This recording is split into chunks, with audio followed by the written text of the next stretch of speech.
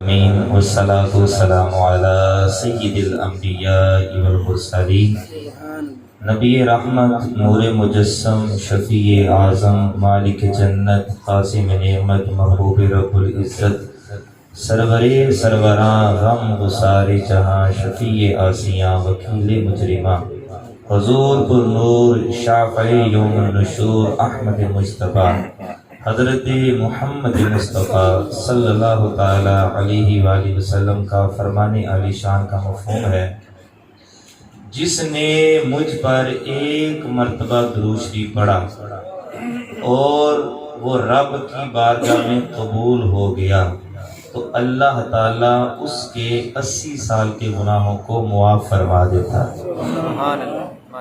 آپ سے گزارش ہے کہ پیار سے اور محبت سے اور عقیدت سے سرور عالم، نور عالم، بہار عالم، جان عالم، قرار عالم کی ذات اقدس پر درود پاک کا نذرانہ پیش فرمائیں۔ الصلاۃ والسلام علیک یا سیدی یا رسول اللہ وعلی آلک واصحابک یا سیدی یا حبیب اللہ۔ الصلاۃ والسلام علیک یا سیدی یا رحمت للعالمین وعلی آلک واصحابک یا سیدی یا خاتم النبیین۔ اللہ رب العزت خالق کائنات اپنے حبیب مکرم صلی اللہ تعالی علیہ وآلہ وسلم کے صدقے سے اس گلشن کو تا قیامت آباد اور شاد فرمائے، اور جو یہاں پر آتے ہیں کچھ لینے کے لیے آتے ہیں، اللہ تعالیٰ تمام کی جھولیاں مرادوں سے بھر دے۔ قبلہ شاہ صاحب اللہ تعالیٰ ان کا سایہ ہم پر سلامت رکھے۔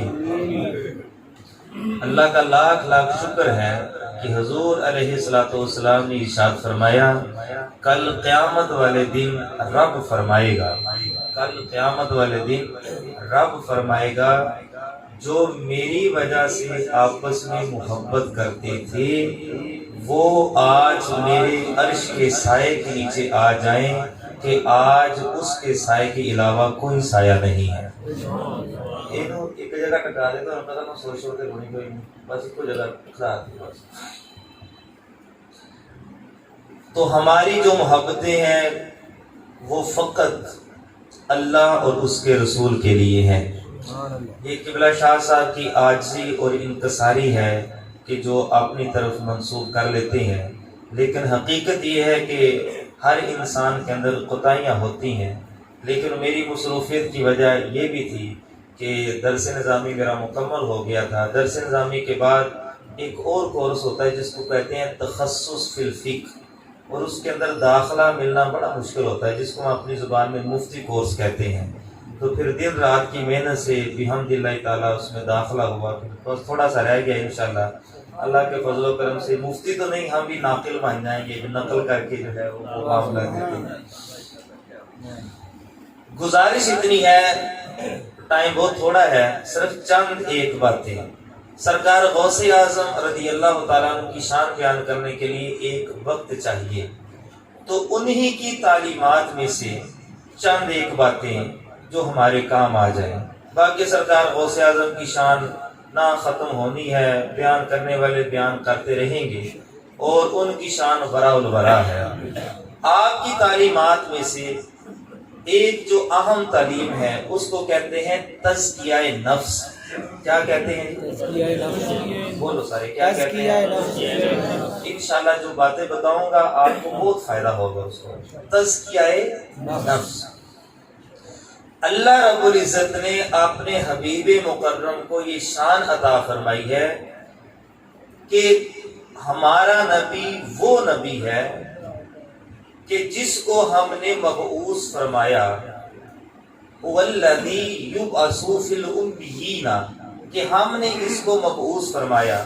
اب ہمارے حبیب کی شان کیا ہے کہ ایک تو یہ کتاب سکھاتے ہیں، يُعَلِّمُهُمُ الْكِتَابَ وَالْحِكْمَةَ، کتاب کے ساتھ حکمت سکھاتے ہیں، اور ایک صفت حضور کی یہ ہے وَيُزَكِّيهِمْ، کہ حضور علیہ السلام بندے کو خوب پاک، صاف اور ستھرا فرما دیتے ہیں۔ فتوح الغیب شریف سرکار غوث اعظم کی کتاب ہے، اس کے اندر آپ بڑا خوبصورت اس کا ذکر فرماتے ہیں کہ جو حقیقت کے اندر دل کی صفائی ہے نا، دل کی صفائی، اس کو کہتے ہیں تزکیہ نفس۔ پتہ نہیں شاید میں نے مضمون تھوڑا سا مشکل شروع کر لیا ہے، لیکن آپ توجہ رکھیں ذرا۔ دل کی صفائی کو کہتے ہیں تزکیہ نفس۔ بولیے کیا کہتے ہیں؟ تزکیہ نفس۔ اگر انسان کے اندر کا دل یہ پاک ہو جائے نا تو انسان کے اندر روحانیت آ جاتی ہے۔ سبحان اللہ۔ اس کی بے شمار مثالیں ہیں، بے شمار مثالیں ہیں۔ میں صرف ایک مثال آپ کو دینا چاہتا ہوں۔ سیاستہ کی روایت ہے اور آپ سن کر حیران ہو جائیں گے۔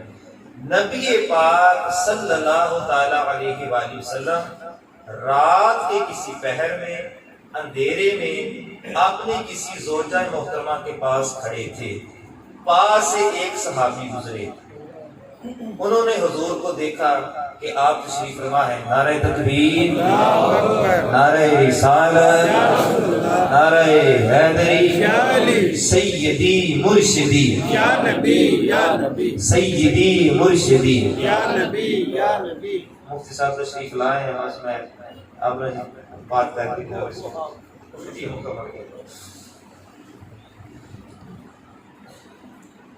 حضور علیہ السلام اپنی زوجہ محترمہ کے پاس کھڑے تھے، رات کا اندھیرا تھا، وہ قریب سے گزرے۔ حضور علیہ السلام نے ان کو دیکھا اور پھر ان کو واپس بلایا، اور واپس بلانے کے بعد توجہ ہے نا جی آپ کی، واپس بلانے کے بعد انہوں نے کہا اے میرے پیارے صحابی، یا رسول اللہ میرے ماں باپ آپ پر قربان۔ فرمایا یہ جو عورت میرے پاس کھڑی ہے یہ میری زوجہ ہے اور مومنوں کی ماں ہے۔